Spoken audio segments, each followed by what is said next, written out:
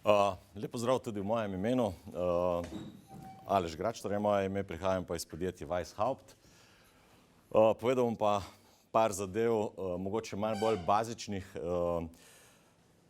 Nekam bolj v bazo bomo šli v upravljanje z energijo, kjer se pa tudi lahko večinoma problemov pojavi ali pa veliko neučinkovitosti lahko odkrijemo.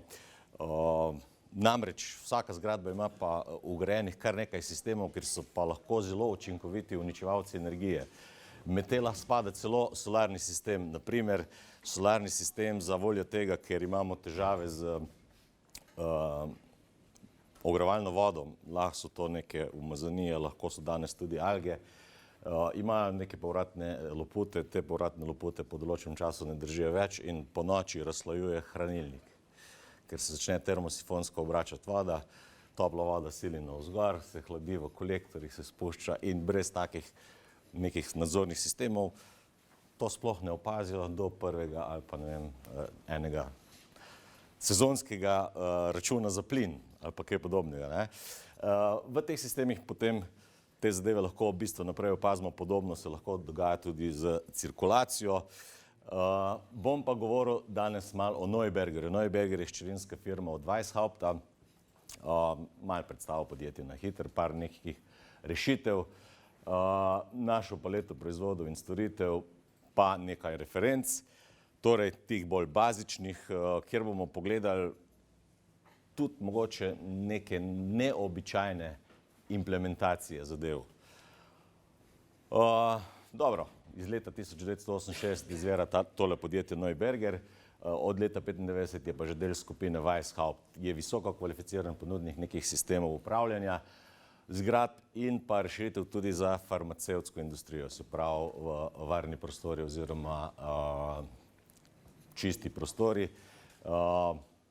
Podjetje proizvaja lastno strojno opremo in programsko, sodeluje pa v projektiranju, izvedbi, optimizaciji in seveda potem nudi 24/7 tudi servis.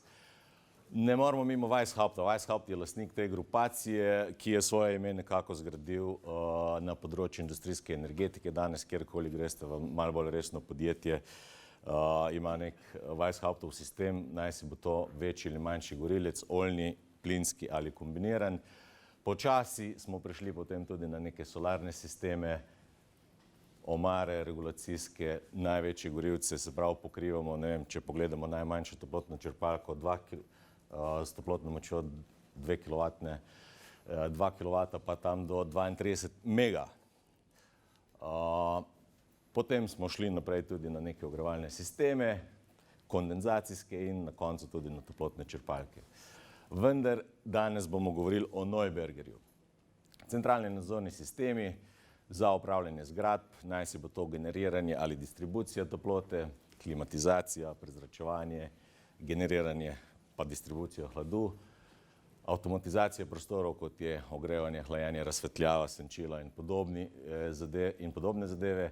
Ker je pa precej industrijska zadeva, ne, je pa tudi namenjena procesnim tehnikom, kot je upravljanje bazenov, pridobivanje čiste vode, čistilne naprave in še mnogo drugega. Nadzorni sistem brez prašnih komor za farmacevtsko industrijo je ena od teh nišnih komor, se pravi, je nišni proizvajalec. Krmiljenje prehodnih komorov v sistemu GMP, pa potem tudi validacija le-teh. Kaj ponujajo te rešitve? Nek višji nivo avtomatskega delovanja. Seveda, sem spada tudi večja natančnost in vzdrževanje parametrov delovanja, dolgotrajno arhiviranje, da je potem na razpolago za neko obdelavo, za analize in podobno, in pa optimizacijo samega delovanja glede na obratovalne podatke. Uporabniški vmesnik so pač grafični vmesniki za prikaz postrojenja, lahko si ga prilagodi seveda popolnoma na željo stranke. Potem so pa tudi daljinski vklopi, upravljanje, obveščanje, alarmiranje, postavi se alarmne parametre, kdaj se naj sproži neko alarmiranje in obveščanje o doseganju želenih parametrov. Obseg storitev nekako, seveda želimo začeti sodelovati v postopku čim prej, ker imamo, kot smo videli, neko bogato znanje z področja generiranja same toplote in potem tudi distribucija. Je zelo dobro, da smo že v pripravi nekih načrtov zraven, izdelavi funkcionalnih opisov, podpori potem seveda tudi pri montaži. Nadalje pa servis in vzdrževanje. Weishaupt vedno trdi, da izdelki so tako dobri, kot je dobro njihovo vzdrževanje. Mi smo danes veliko o tehniki govorili, vsi vemo, tehnika ima eno tendenco, da se slej ko prej pokvari, ne? In zaradi tega je zelo pomembno tudi servis in vzdrževanje teh naprav v čim boljšem stanju, seveda v sklopu cele eksploatacije naprav pa tudi sama optimizacija. Najbolj pri tem pa seveda spuščanje v pogon. Kaj je spuščanje v pogon? Osnovno nastavitev nekih zadev, ne? Torej moramo te sisteme smatrati, da delujejo potem ves čas v eksploataciji, da nudijo ves čas podatke za neke ukrepe, kot smo že slišali moje kolege. Žal vidim v Sloveniji eno tendenco in to je to, da če že pripravimo zelo dober projekt, ne, je tendenca v tem, ne, da ga v času izvajanja po možnosti vse spremenimo, če se le da, ne. Tu prihaja potem do težav, kako implementirati vse te sisteme, vendar zadeve danes ponujajo vse te različne možnosti, tako da to več ni težava. Dobro, seveda potrebujemo neko avtomatsko postajo, vse skupaj povežemo na centralni sistem. Kot sem rekel, tehnika je nagnjena k temu, da se pokvari. Takole. Ponujajo se razširitveni moduli, osnovna avtomatska postaja, potem se zadeva razširiti, se pravi, je grajena modularno, če želi nekdo potem svoj sistem širiti. Ponujemo lahko tudi omare, različne prikazovalne enote in to nekako tvori potem en cel tak sistem. Primeri uporabe. Ker smo precej za ogrevanje, ne, kaskadno vodenje kotlov, zelo pomembno, ker je bolje vnašati energijo, ne vem, če imate 3 proizvajalce toplote, vsakega 30%, ne, ima bistveno boljši izkoristek, kot če enega obremenimo s polno močjo. Regulacija klimatskih naprav, čisto popolna klasika, regulacija temperature v prostorih, delovanje solarnih sistemov, senčenja prostorov, lahko tudi varimo pivo, ne, v končni fazi, kar je v Sloveniji zadnje čase zelo popularno. Takole, pred sabo je Lanovš. Lanovš je ena medicinska klinika v Celju, kjer smo prevzeli pač tudi ta en del, ki ga ponavadi ni, je ena posebna naprava oziroma jo več ali manj vsi poznamo, magnetna resonanca. Ena zadeva, ki je hlajena, zelo pomembno, kako je hlajena in vsi ostali sistemi v tem objektu so podrejeni ravno temu. Za 1 uro izpada hlajenja lahko pričakujete 80 000 evrov škode na tem magnetu. Zaradi tega je recimo vgrajeno bilo za ogrevanje čiler, pa toplotna črpalka za ogrevanje. Če izpade čiler, takoj mora skočiti toplotna črpalka. Če toplotna črpalka počepne zaradi določenega razloga, pa vsaj zagotovimo pretok vode. Zelo varnostno pomembno in kritično.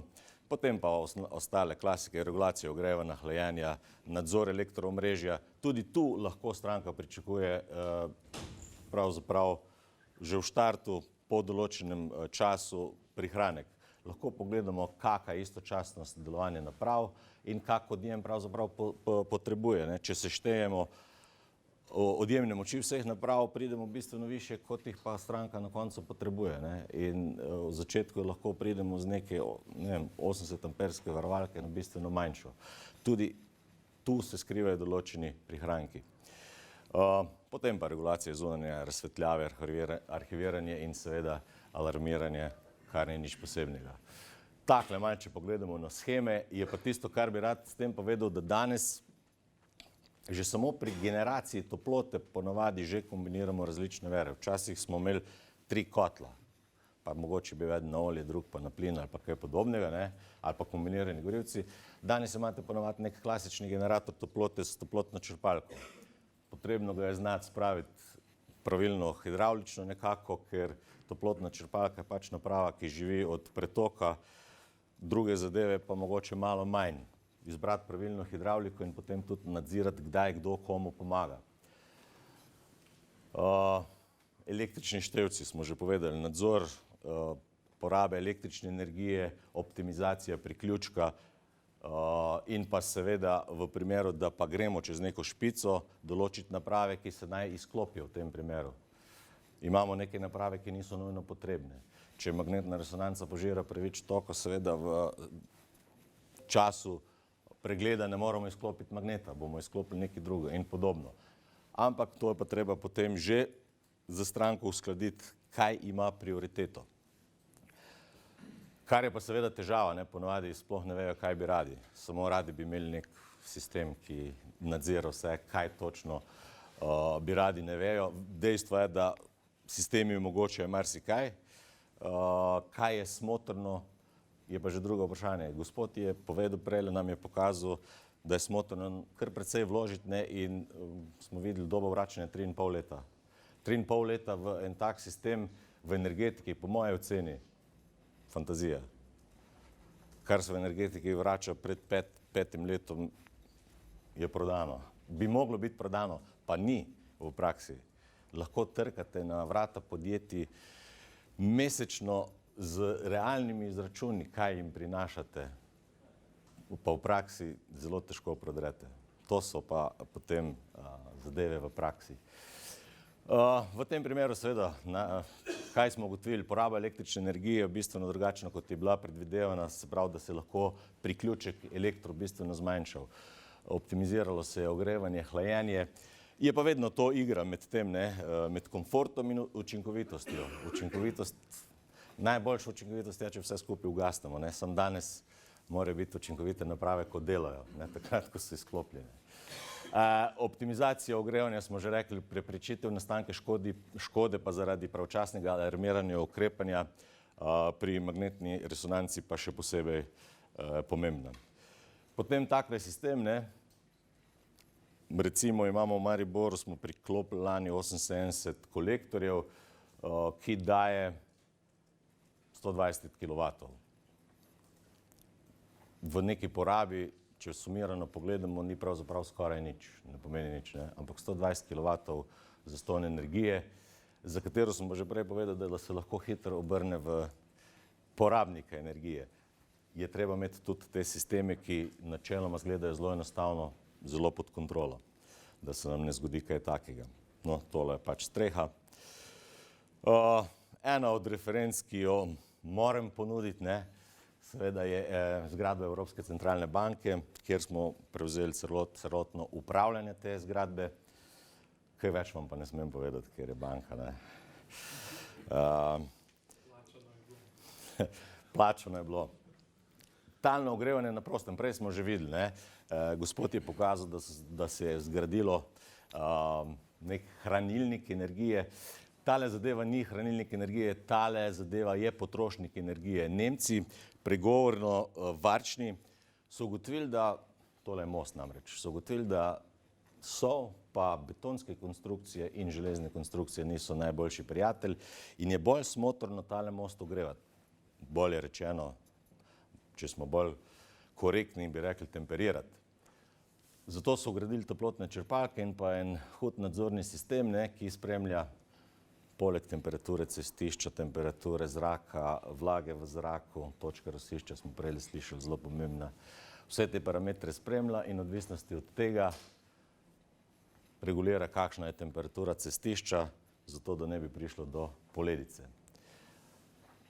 Cilj je seveda v tem primeru absolutno večja poraba energije, ampak je strošek na drugi strani vzdrževanja manjši, strošek nesreč, ki so se dogajale na tem mostu, in podobno se je znižal. Takole pa zgleda, vidi se, do katere točke je zadeva ogrevana, tamle, ko je čisto gola, je mokra, ni pa zaledenela, tu vidimo še sneg na cestišču, od tiste točke naprej je pa most pravzaprav brez ledu. In pa en objekt, to pa je tisto, kar smo na začetku nekako napovedali, en objekt v vaši lokalni bližini, v katerega nas je povabil naš močen partner ENSI, ki je močan partner na inštalacijah, naj si bo takšnih in drugačnih, tudi vključeno z projektiranjem. Zakaj se je šlo? Postavili so neke zahteve, precej bazični nadzor in regulacija plinskih kotlov in toplotnih črpalk. Zopet vidimo, imamo dva generatorja toplote, nadzor in regulacijo distribucije toplotne in hladilne energije, nadzor in regulacija prezračevalnih naprav, električnih števcev, plinskih števcev, regulacije klimatskih naprav za serverski prostor pa elektroprostor. Normalno, vsi si želijo neko alarmiranje in obveščanje ob napakah, ob delovanju in pa oddaljen dostop za nadzor pa upravljanje cele te mašinerije. Vgrajena je pač osnovna elektrokomandna omara, s katere se potem nadzirajo klimati, proizvodnja toplote, kjer sta v kaskadi povezana dva kotla, primarni vir pa toplotna črpalka, ki je seveda zdimenzionirana tako, da je takrat, ko objekt rabi največ in ni dovolj v hlačah. Rabi pomoč in bo pomoč sta ta dva kotla in ostali sistemi, pač, ki so potrebni v tem objektu. Oddaljeno se žal trenutno ne moramo povezati, ker še niso zagotovili internetne povezave, lahko si pa pogledamo par slajdov. Tule imamo pač dva kotla, eno toplotno črpalko, potem hidravliko pa en zalogovnik. Vidimo lahko tudi distribucijo 3 con za talno gretje. To je pa nekako, recimo, še polno več tega na objektu. Se pa že govori o drugi fazi. Prva faza je namreč bila zaključena prejšnji teden, če se ne motim, ne? Tako da jaz vam ne morem dati številk, koliko smo zdaj privarčevali in tako naprej. Poleg tega je to relativno nov objekt. Ok, kaj bi še radi upravljali? Še zunanjo razsvetljavo, senčila bi še radi glede na zunanjo svetlobo, nadzor odpiranja oken bi še radi imeli in povezano s tem prekinitev ogrevanja, hlajenja, kar smo že danes tudi slišali, možnost v bodočnosti upravljanja fotovoltaičnega sistema, prostorska conska regulacija temperature, vlažnosti, svetloba, to je že zdaj deloma implementirano, pa nekaj deloma tudi proizvodnje, nadzor ekstrudorjev v proizvodnji. Kaj je pridobila stranka?